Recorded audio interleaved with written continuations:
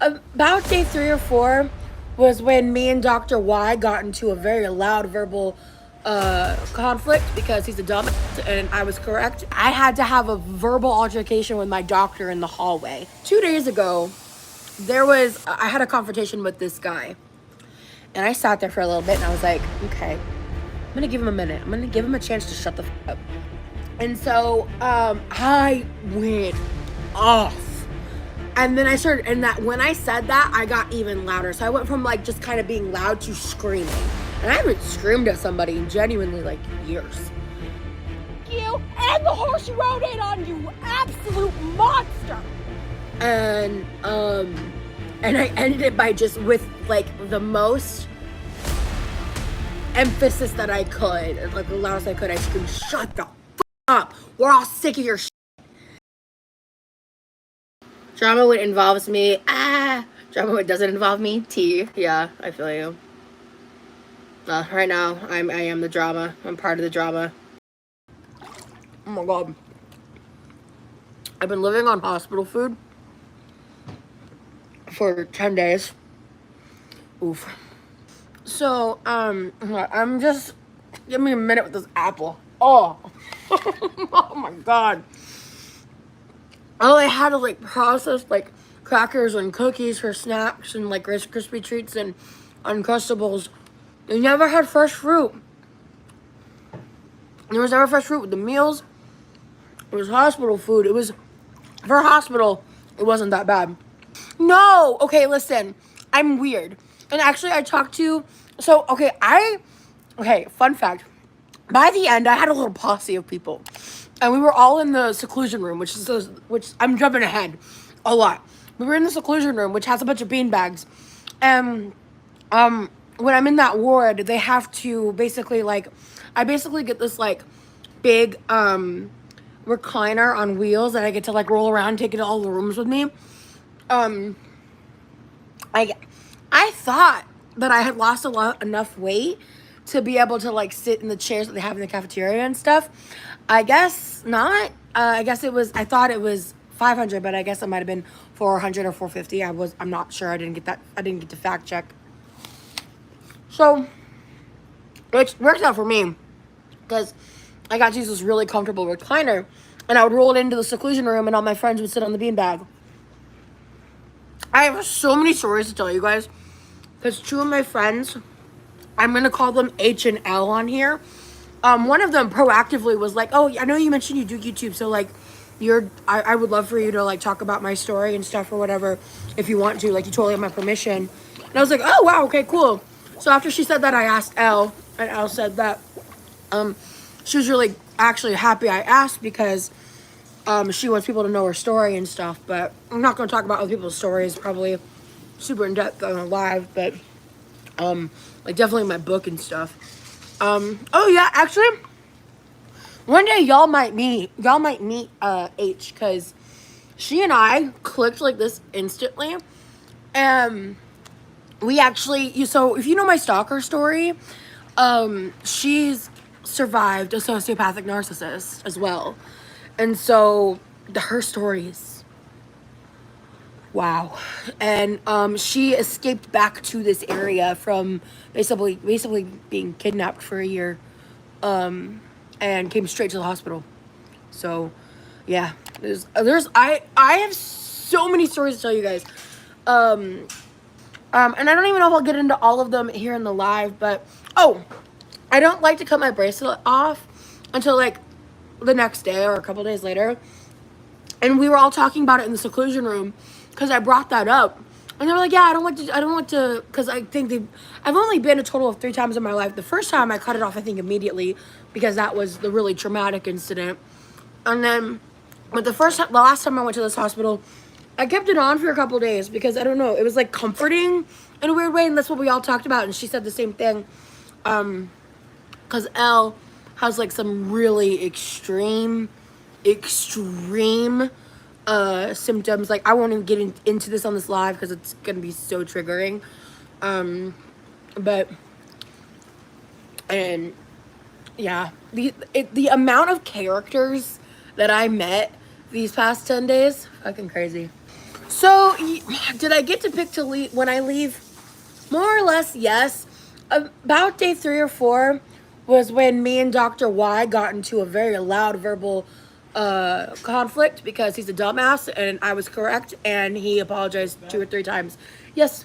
I'll just move over here in case you need. Perfect. That works for me. Anything else you need removed? No. Okay. No, my iPad's covered. Thank you. Appreciate it. Of course.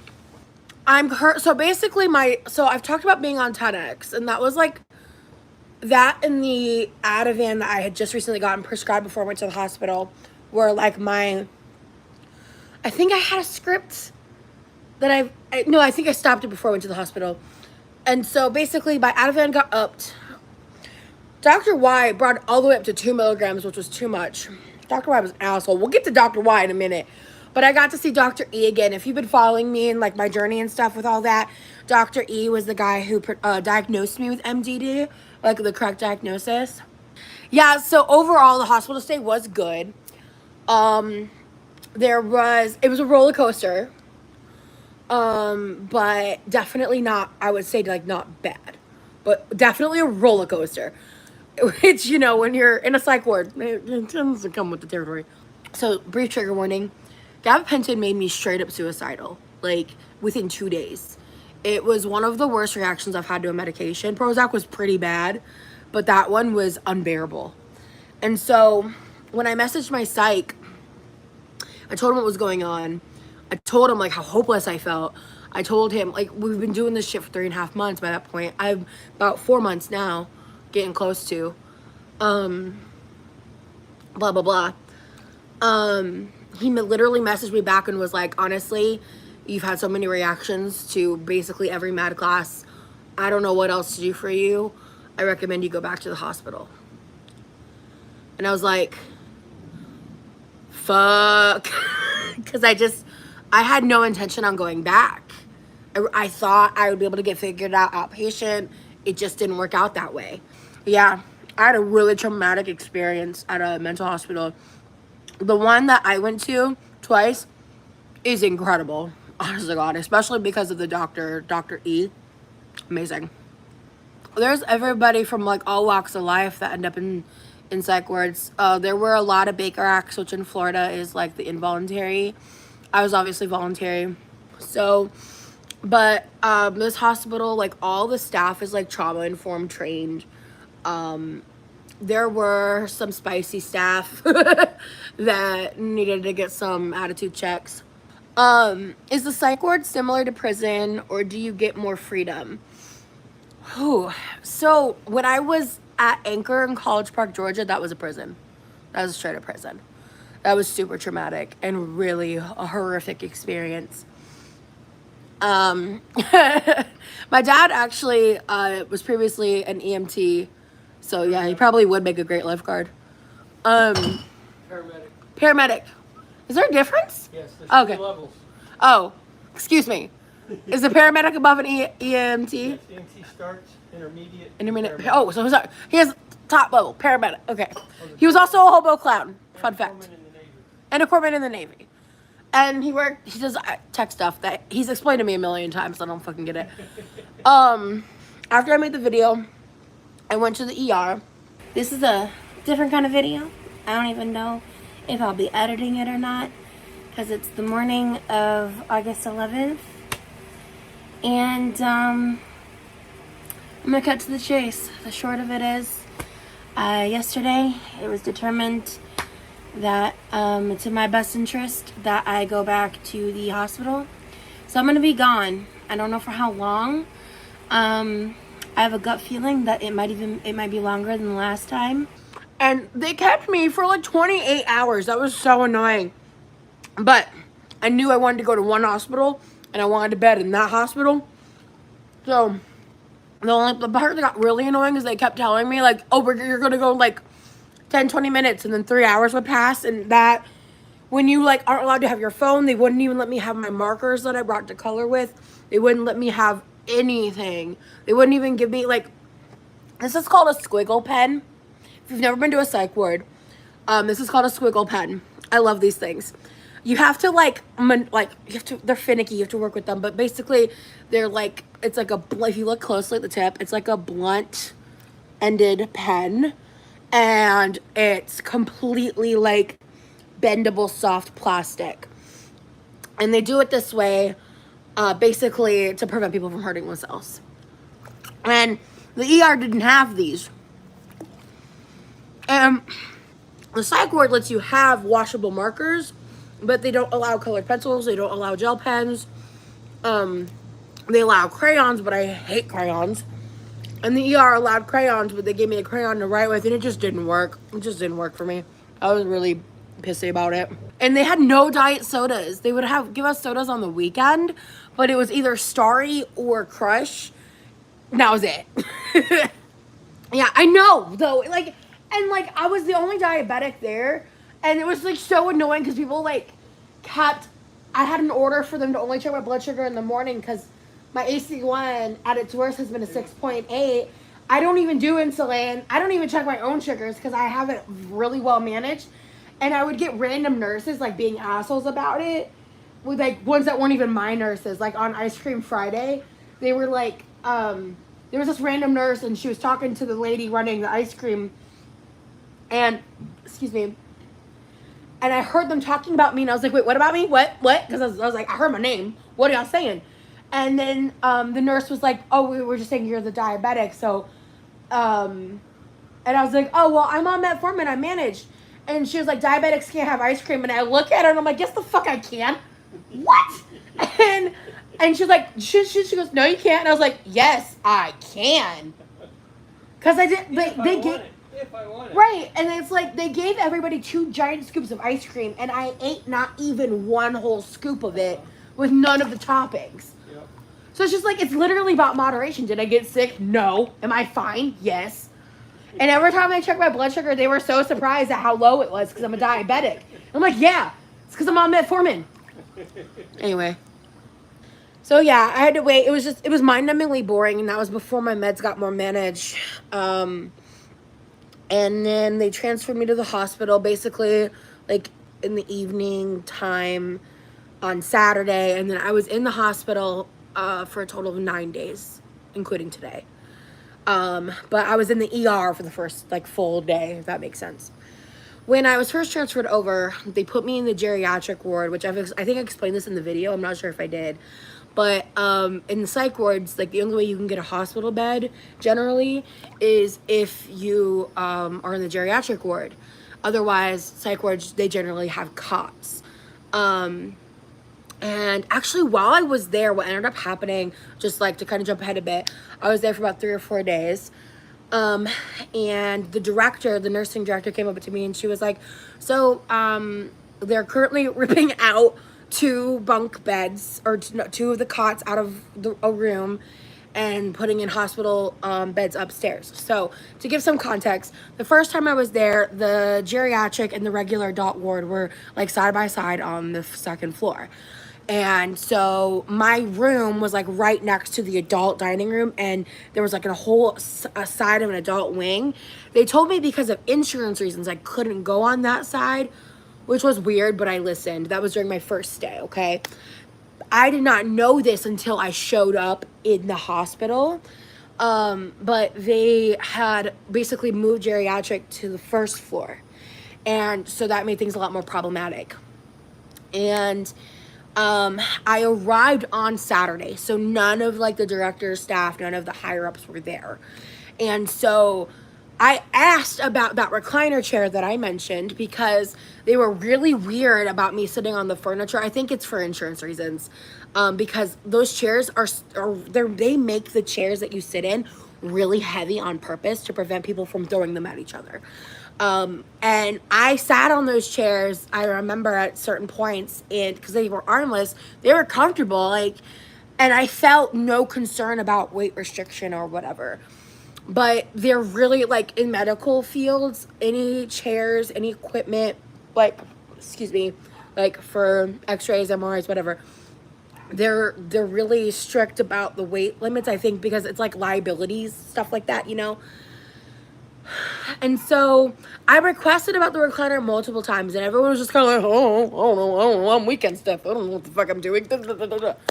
So Monday comes, and by that point, it had been determined that like I could be escorted upstairs, spend a certain chunk of the day upstairs, eat lunch up there. Like I'd have breakfast downstairs, go up there, have lunch up there, do up to a certain point, and then after like the final processing group that ended around 3 p.m., I would come back downstairs, you know, have dinner and have like my like resting time around that point or whatever.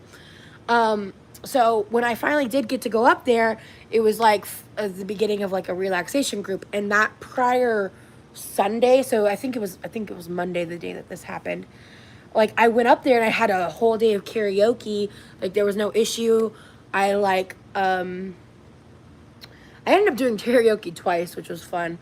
But because they have music therapy, processing groups, therapeutic skills groups, like a morning meeting.